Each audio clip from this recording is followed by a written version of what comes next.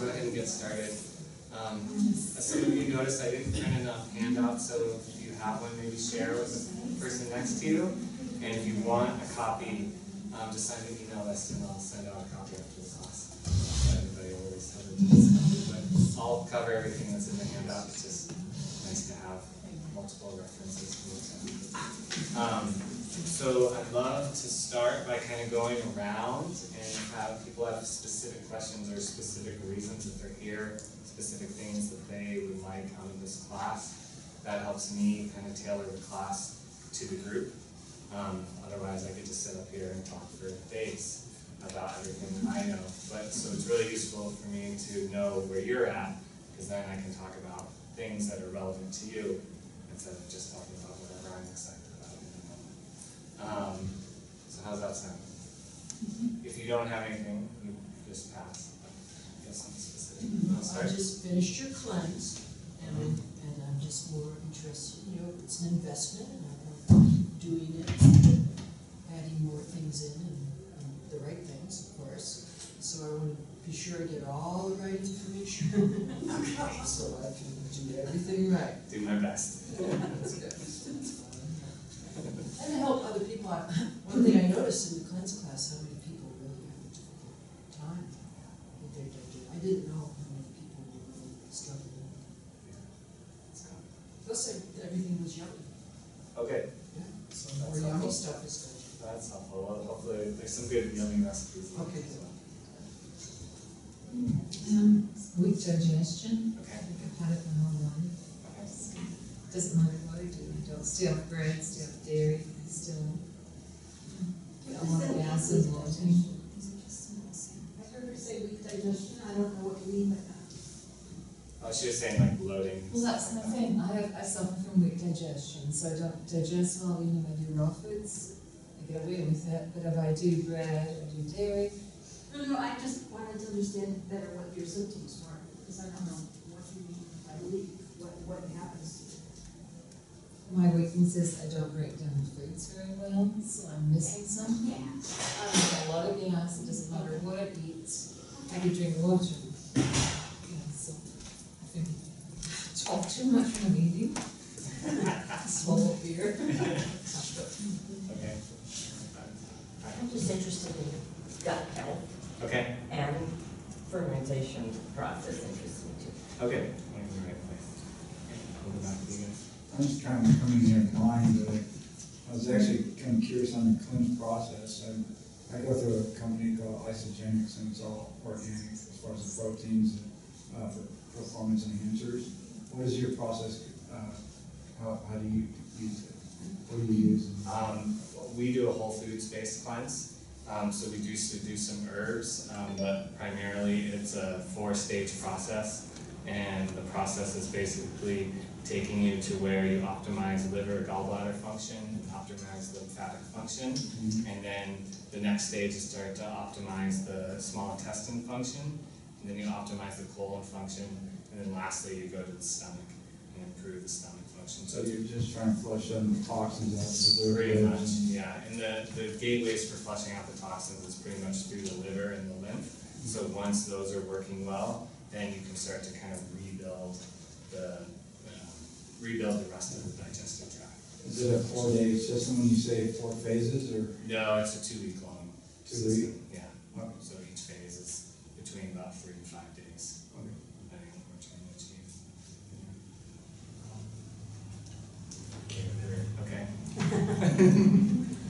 Yeah, I'm just here for the same reasons. We're just trying to learn new ways and improve our diets and food sources. So. Okay. I don't really have a problem myself, although I'm here to, to do better with what I'm already doing. But I do have an older daughter who has a really bad skin condition that she's had for years. Nobody can figure out what it is. Okay. So she's now thinking she's got leaky gut. Yeah. So she's trying all kinds of things. So. Good. With any success? Or? She doesn't have she's my sister. The cystic acne is the big, Yeah. and she actually gives it out. Mm-hmm. And it's just like, we're just thinking, there's gotta be something, I don't know, there's a lot to a person's health, but Yeah, if it's there's very anything you complex. might give them to us, that'd be great. Okay.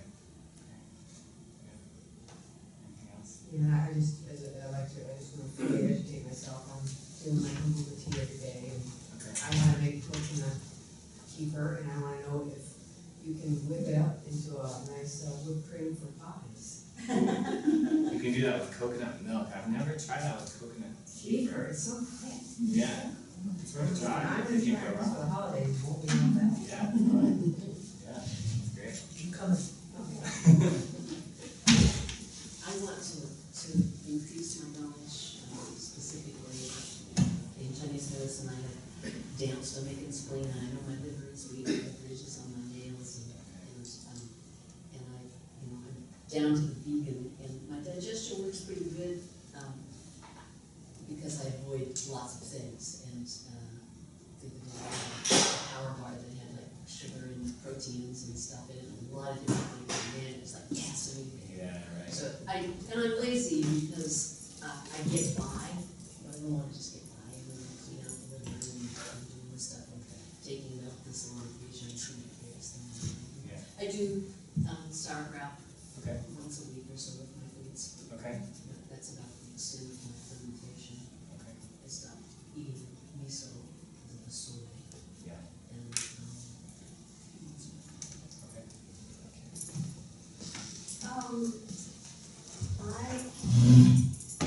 I'm very interested because I believe that gut health is the source and the basic place where it all starts, and it sends off all these other things and information in your body and creates other problems. So I'm interested in that. I've always been really interested in Ayurvedic medicine.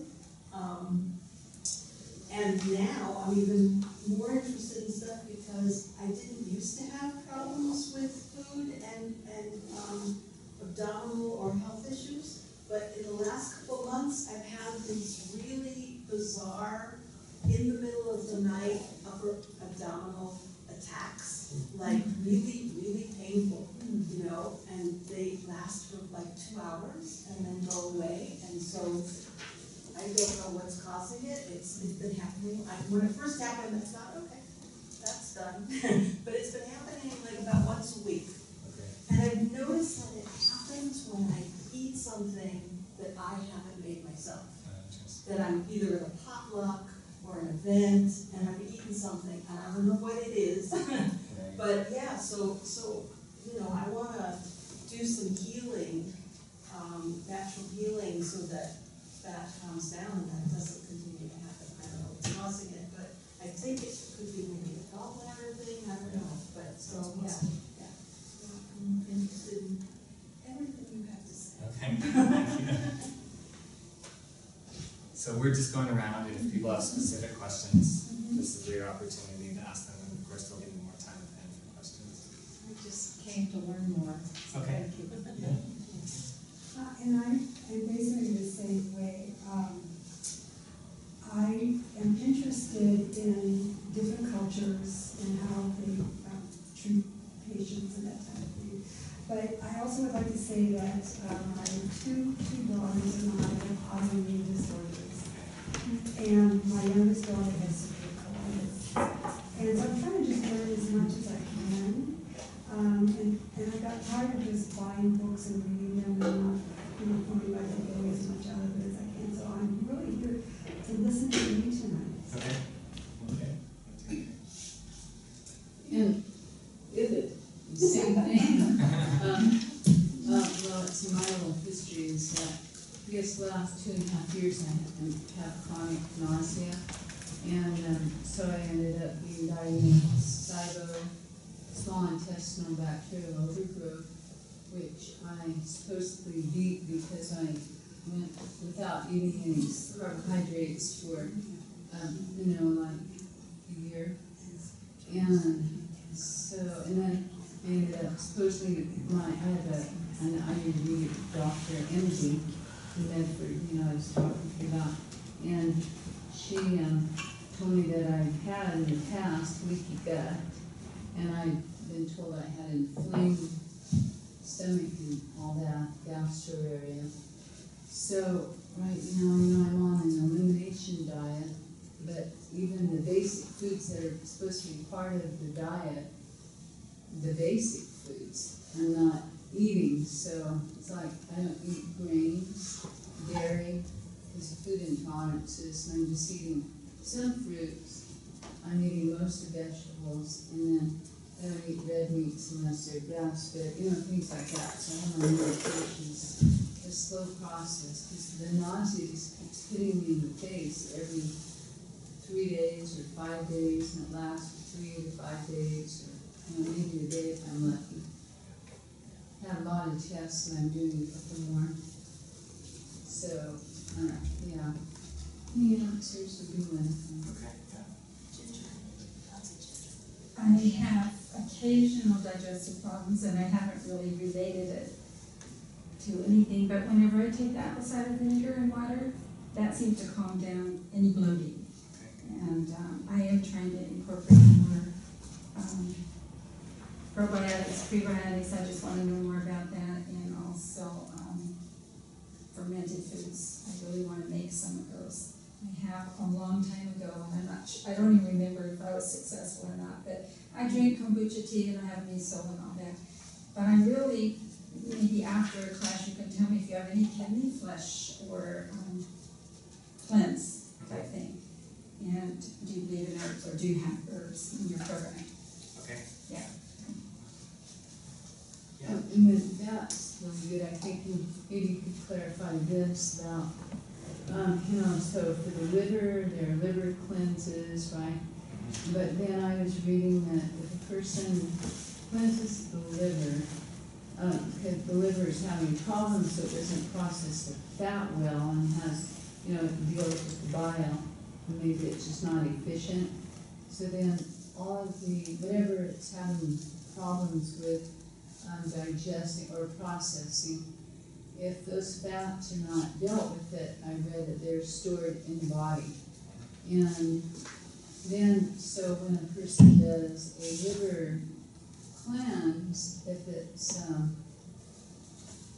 it's not to just help the liver, it's to clean out the body, then all of those, while the liver is still trying to deal with the parent fats that the person ingests, and maybe having trouble with those, then when these cleanses are done, could be a different kind of what you're talking about, that those other stored fats are released, and then the liver has to deal with not only what it might have trouble with currently, but also those other old fats that are released into the system.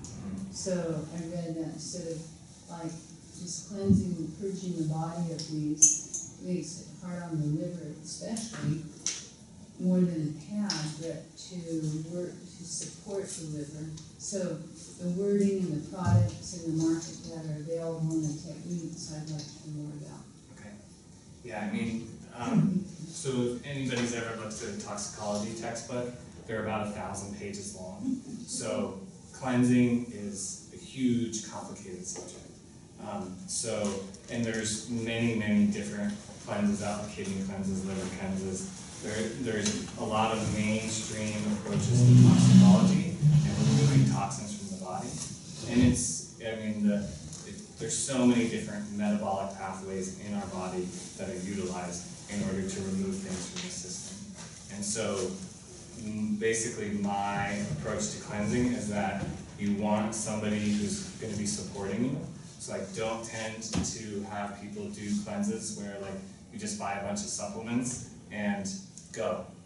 I tend to recommend like some sort of cleanse where you have somebody who's representing you, who you can check in with, who can support you, who can look after you, because depending on the individual, it is very possible that if they have a lot of toxins stored in their fat cells, they're doing the liver cleanse, those toxins will be put back into circulation and make it harder on the liver. It is possible. So cleansing is very individual, and then it's also complex in that the whole digestive system is working together as one interconnected machine, so to speak. And so, we have to look at all those things. So the cleanse, I do a spring cleanse and a fall cleanse.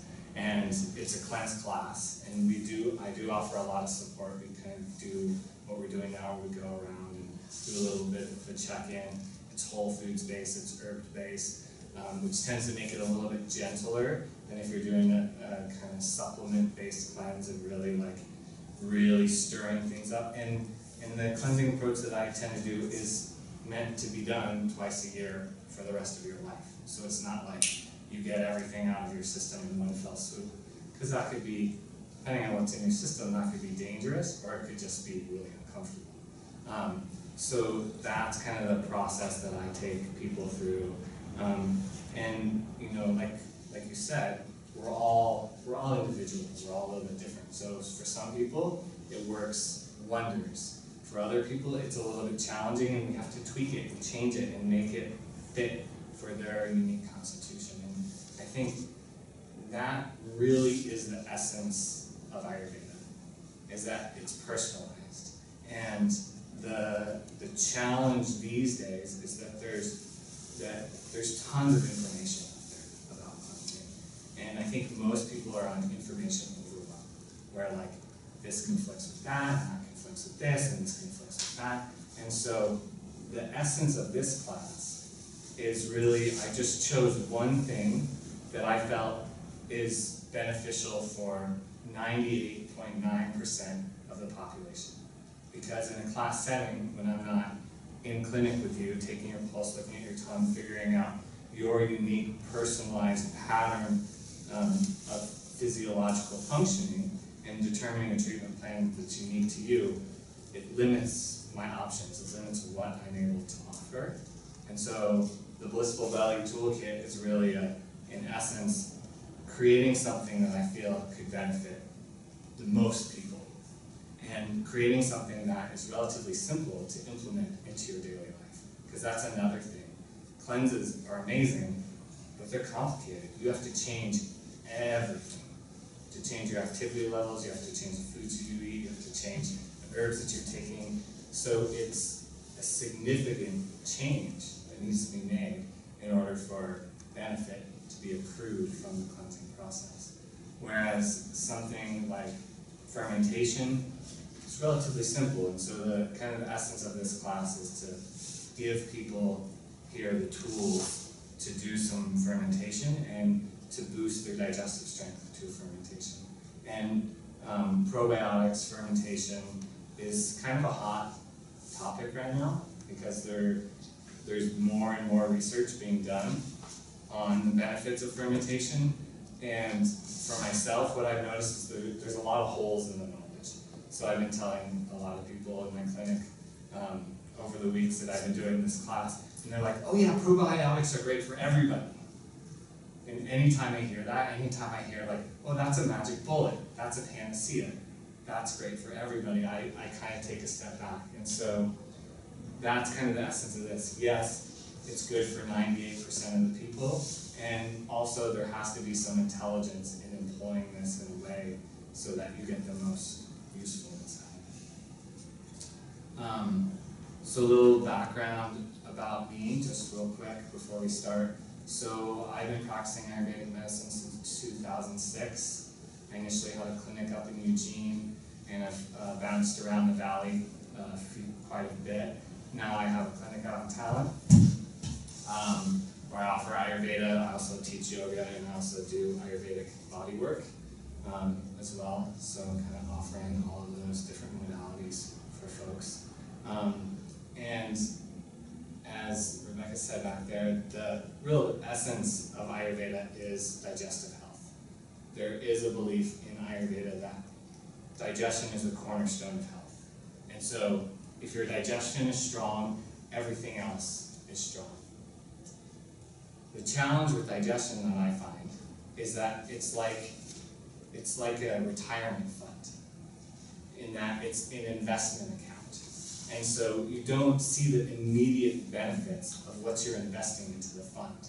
So your retirement account, you're putting however much of 10% of your income into that fund over time, and it doesn't seem like very much day to day, month to month. But then at the end of it, you have a significant amount in there. And so one of my teachers says that everything that you put into your mouth either does you good or does you harm. And so it's kind of that investment thing. You're either eating food that is chock full of antioxidants, chock full of beneficial microbiota, and is supporting the system and enhancing the functioning of the system, or you're putting something in your mouth that's depleting the functioning of the system. And that's your investment. So every time you take a bite of food, that's either an investment in your health or an investment in something else. And so that's really the essence of Ayurveda, is that every moment, it's kind of Ayurveda is a mindfulness practice in a sense, because it's giving us a choice every moment to make the choices that are going to benefit us the most, or to invest as much as we possibly can over time. And that's not to say that at certain times of the year, especially as we come into the holidays, it's good to let loose a little bit and have some fun and be social and do like some of the things that are on your, do not eat list, so to speak. So one of my teachers, I really like this analogy. She talks about your road and your bike path, and then like the shoulder, so to speak. And so like your road are the foods that like you can eat all the time. Like they're always going to benefit you. Then your bike path are those things that like you can sometimes get away with. You basically can like get on your bike path. And so as long as you don't accumulate too much of those, or as long as you're not having a lot of trouble with your digestion, then you can stay on the bike path. But then there's the foods that you just avoid completely. They're on your shoulder, and the shoulder, it's all gunky over there, and there's broken glass, and it's just not worth going over there. It's that far and stuff.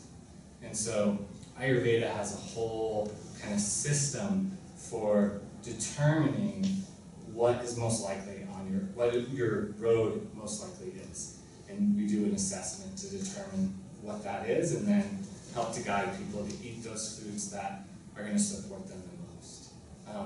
So I'll talk a little bit about that kind of typology system as it's relevant to fermentation, but for the most part, we're not going to go so deep into the Ayurveda. I'm just going to use kind of the Ayurvedic understanding to support some of the fermentation concepts.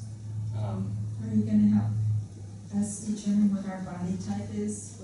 Not this class. Okay. Yeah. I'm sure it takes a while. Yeah. And so, how many people are familiar with the Ayurvedic body types? I think it wasn't done that. No, I do it, but I just happened to be doing it in the last 4 months because I had to make a drastic change from where I was. Okay. So I was able to actually feel the changes as an addict.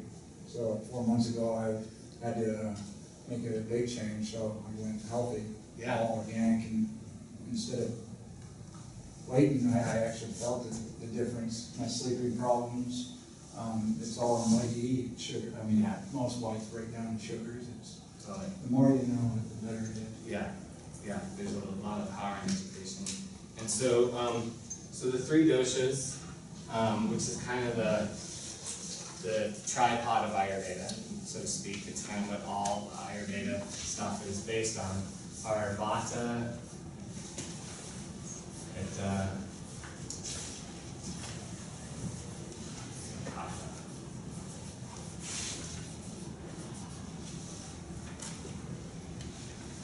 So there's a lot I could say about these 3 concepts, but I'm going to bring it back to their physiological functioning in the body. So most of the time, if you're reading any Ayurvedic literature, they're going to talk about the doshas as constitutional principles. And basically what that means is that form follows function. So the way that your body functions determines your outer representation, or determines your form, determines how you work. And so a lot of times the doshas are talked about as constitutional characteristics, meaning that how you function then determines your constitution. So your constitution is like your personality, how you adapt to stress, your physical body, those sort of things. It's often considered to be like your soul's fingerprint. So because form follows function, each of these have very specific physiological functions in the body that they're responsible for. And because they're responsible for those different physiological functions, if we understand the functions that underlie these principles, then we'll have a sense of, okay, my constitution is this way because I tend to have more of this type of function in my body. So Vata primarily deals with activity and communication.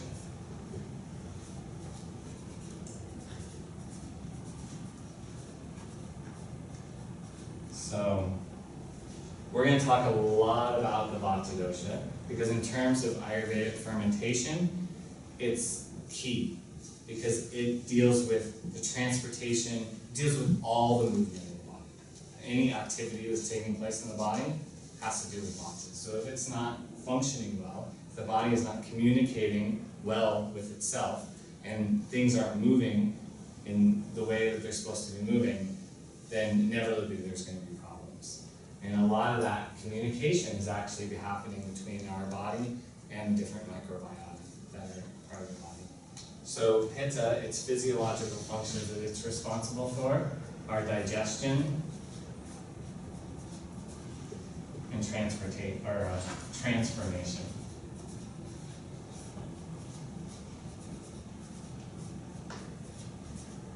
So do you think we're going to be talking about this dosha during this class? Yeah. Yeah. So this class, so Pitta is kind of the key. It's the key to fermentation. And so those of you who are more familiar with Ayurveda, what you'll find is that the Pitta, often in the Ayurvedic literature, they say, be careful of fermented foods because they can increase Pitta. And so that's kind of one of those myths of Ayurveda that I'm hoping to debunk slightly. So lastly, So, but wouldn't there be a difference between like homemade sauerkraut and homemade yogurt where the sugar is eaten because it's retained longer than commercial yogurt making, compared to eating some food that, like drinking apple cider that's starting to ferment, or foods that are starting to spoil, like cheese gets mold? Wouldn't there be a difference between those two and how the body responds? oh yeah, yeah, definitely. Okay, Yeah. so that would deal something with Pitta, wouldn't it? Right. Fermentation. Yeah, yeah. So certain types of food are more likely to increase Pitta in an unfriendly way. Some in the bad. Exactly. So if you could explain that, that'd be nice. Yeah, yeah, we're going to talk about that. So the last one is strength and structure.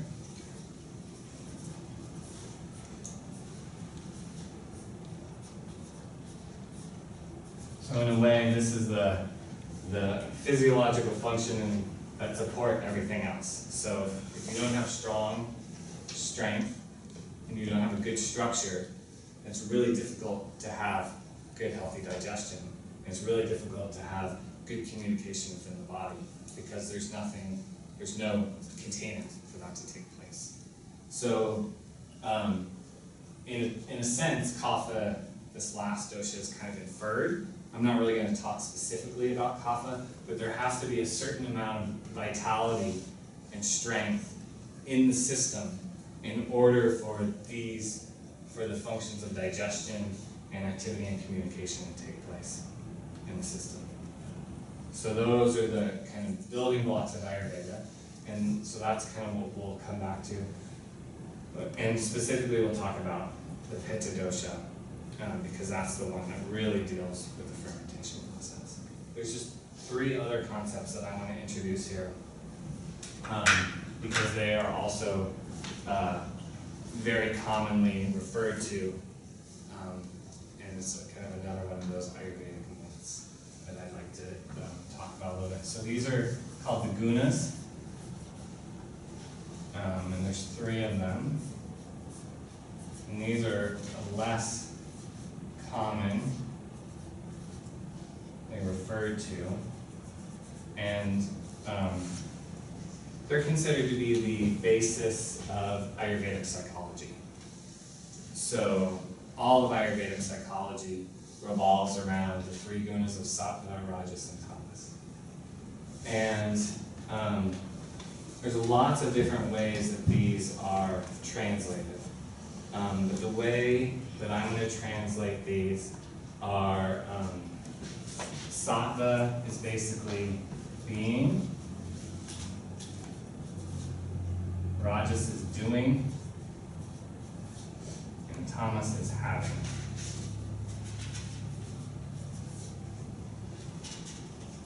So the gunas are considered kind of Ayurvedic psychology states of mind. So if your state of mind is more focused on being, it's likely that you have a sattvic state of mind. If your state of mind is more focused on doing, it's likely that you have a rajasic state of mind, just like me. And if your state of mind is more focused on having, it's more likely that you have a tamasic state of mind. And so that is the essence of Ayurvedic psychology, but often you'll hear these words referred to as sattva is virtuous, compassionate, kind. So if you have that state of mind, you have kind of all of those qualities. Those qualities don't come first. What comes first is the ability to be in a state of mind where you just are, where you're just able to be. And the rajasic state of mind, it focuses on doing, so when you're in that state of mind, then you'll be agitated, assertive, aggressive. You'll be more kind of like spinning your wheels, the monkey mind. Sometimes you'll hear that in the Buddhist literature. So that is more representative of this rajasic state of mind. And the tamasic state of mind, the having state of mind, tends to relate more to ignorance and inertia and to kind of greed and kind of being like stuck in attachment and attached to material things. And so in terms of fermentation, oftentimes the critique of fermentation from an Ayurvedic perspective is that it's tamasic.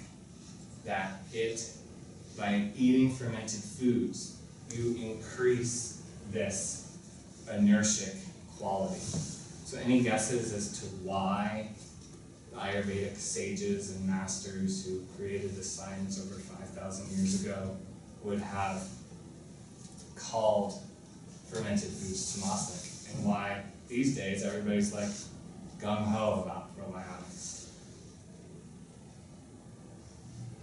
So fermentation is pretty close to things being rotten, right?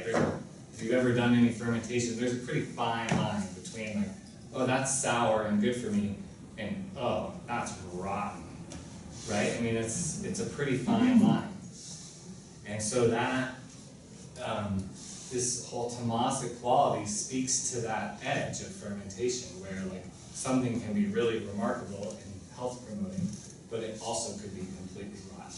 And so my specific opinion on this is that most of the Ayurvedic concepts grew up in India. They're universal concepts that can be applied to every culture, but because they were developed in India, there's kind of a certain cultural undercarriage to the different concepts. And so India, especially where this was developed in the south of India, is really hot. And so the idea of fermenting something, if anybody has fermented stuff, if you're fermenting things in a really hot environment, things ferment really fast. And it's likely that things will ferment too fast and can turn to becoming rotten really quickly. So my specific opinion on why Ayurveda has often viewed these foods as tamasic is just because it's so hot there that most of the time the fermentation process did not. It happens best at about 72 degrees. And if it's 100 degrees, then things ferment too quickly and break down too quickly, and then somebody would eat that and then get sick, and so then they would say it's tamasic.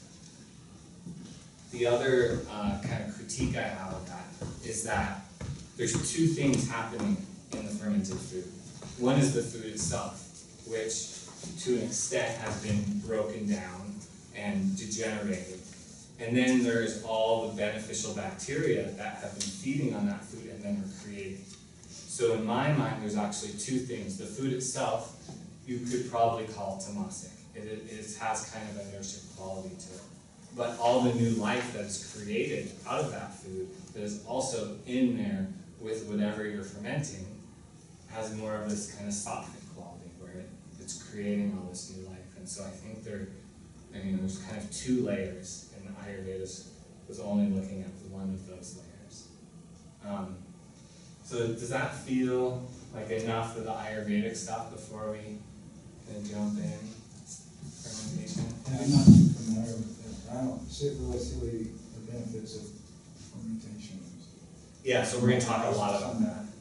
Yeah, we'll talk a lot about fermentation, but I'm probably going to be throwing these words out there haphazardly, and I'm not trying to talk over anybody's head, so I want to make sure that I put these up here, because that's the language that I speak. I speak Ayurveda, and for most people it's a foreign language, and so I wanted you guys to at least have some of that to be able to follow along with me, and if you get totally confused, then just stop me and say, oh, yeah, what does that have to do with this or that or the other thing? All right?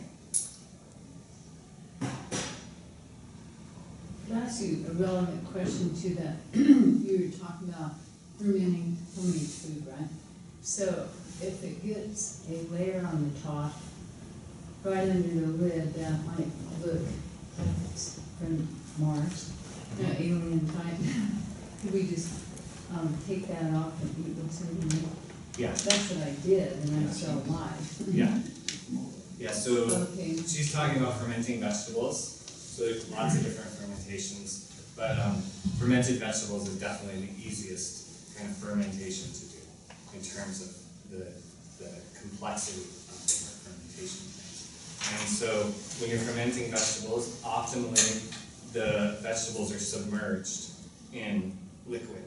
So many books recommend kind of pressing the cabbage or pressing whatever you're making until it secretes enough liquid to submerge it. I usually just add some water, some salty water, to be able to submerge it, because if the vegetables are exposed to the beneficial bacteria grow best in an anaerobic environment, which is an environment where there's no oxygen, and so that's able to take place when they're submerged in water. But if any of those vegetables get above the water, then other things can start to grow. And so like she was saying at the very top, some other things, possibly from Mars, grew at the top, and so she just scooped those out, and that's very normal. If there is any vegetables kind of rising to the top, that something they'll either discolor more quickly or something strange will happen. Another thing that's very common in doing vegetable ferments is that there'll be kind of a white film that will start to grow on top. And this is a kind of yeast that grows. It's not dangerous, but it's kind of gross. So most people just scoop that out as well, because it's kind of a white film. How many people here have fermented their own vegetables? So I'll talk a little bit about vegetable fermentation, because it's so easy. And it's usually where I recommend that people start in terms of kind of getting used to the fermentation process. So usually I have a bunch of recipes in there under the vegetable fermentation recipes, but what I tend to recommend is cabbage, because that's what's most traditionally fermented by Northern Americans. And then I usually put onion in most of my ferments, because onion has inulin in it, which is a prebiotic. So a lot of this class we're talking about probiotics. Probiotics basically just means beneficial bacteria. And those beneficial bacteria grow by consuming different starches and sugars. And those are primarily prebiotics. And so onion is a great prebiotic, and then you can put whatever spices. So you chop or slice or cut those into your desired consistency. You mash them up until they secrete some water. And then I tend to do all my fermentation in mason jars. And I like the mason jars that have like the hyaluronic seal. So it's got like the kind of like press it closed, seal. That's what I tend to like using for my fermentation projects. So I'll put all my vegetables in there. I'll press them down as far as I possibly can with whatever utensil or spoon that I have.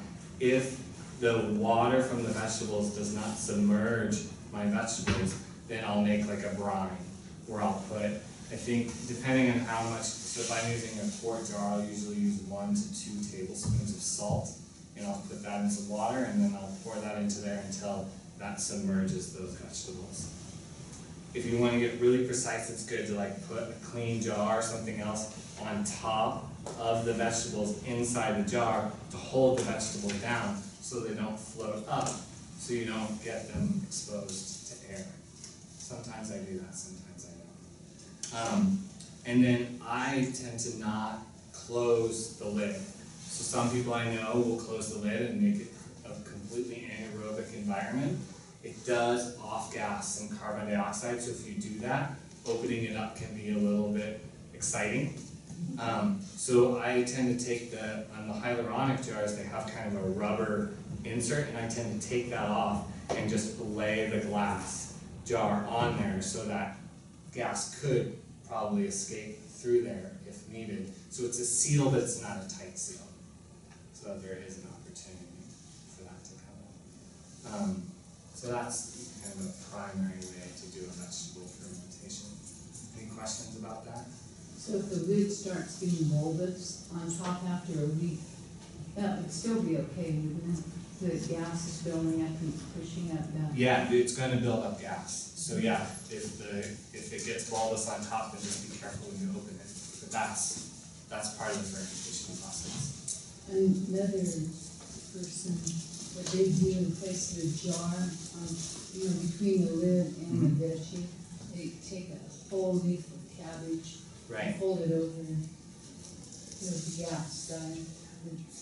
Yeah. The way he does fermentation of the gaps. Yeah. That's what she does. Yeah, you can use a cabbage leaf. I've done some fermentation in ceramic crocks as well. Like even like for my crock pot, I just take that and put all my veggies in there, and then put a cabbage leaf on top, and then put a plate on top of that, and then put a rock on top of that to like hold it down. So there's 1,001 ways to do it. And that's just the way that I've chosen because I think it's the easiest. When you say crock pot, you don't mean the kind that we use pickle and iron. You mean big pottery that great. I've done both. Yeah. Oh, really? Yeah. Yeah. Crock pots are a little bit tricky because most of them are made with lead, and so I've been steering away from crock pots because the glaze that they use usually has lead in it. Yeah. Why would they do that? No, it's whatever. Yeah. Yeah, China. Most of them are made in China. So I've been not using crock pots anymore for that reason, or getting actual ceramic ones where they can verify that there is no lead in the glaze. So yeah, but you can do it with either one. You just want to make sure that there's no lead in the glaze. And is stainless steel bowl okay? I don't like using stainless. I don't like using stainless steel. I tend to prefer glass or ceramic. Yeah. Yeah. No plastic, no stainless steel. No. I mean, you could probably get away with surgical stainless steel, but a lot of the stainless steel that's out there on the market that's just stainless steel still is very porous, and any sort of porosity will allow certain bacteria to get in between those pores, and even though you wash it and you think it's clean, it's rare that it's clean. It's the same reason that they recommend doing it in round containers, because in a round container it's much easier to wash out and make sure that everything's out there, whereas in a square container, in the very corners of that container, often the cleanliness is not as good, and that's what makes the ferments go bad, is that when there's residual bacteria that are growing in the crevices, or when your utensils aren't clean or your water's not clean. You don't really want to clean your vegetables too much because that's where the probiotics come from. So the thing that's really interesting and beautiful about fermented vegetables is it's a wild fermentation. So depending on what's on those vegetables, that's what grows. And so there's no real good research saying, oh yeah, you're going to get this strain of bacteria and this strain of bacteria and this strain of bacteria. You tend, with vegetable ferments, when they're made with salt or whey, you tend to get some form of lactobacillus, but there's over 1,000 different strains of all these beneficial bacteria. So what exactly strain you get depends on what's on the vegetable or what's floating around in the air. So you wouldn't just break a capsule of probiotics and? No, I don't actually recommend that. And the reason that is because if you did that, then those are the probiotics, those are the only probiotics you get.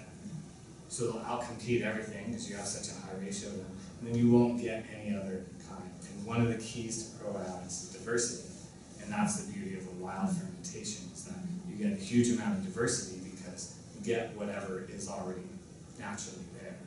Whereas with breaking probiotic capsules or even using whey, it's like a starter culture, and so you only get one kind. You only get the kind that's available, and then you minimize that diversity. And if that one kind is the strain that you need, then it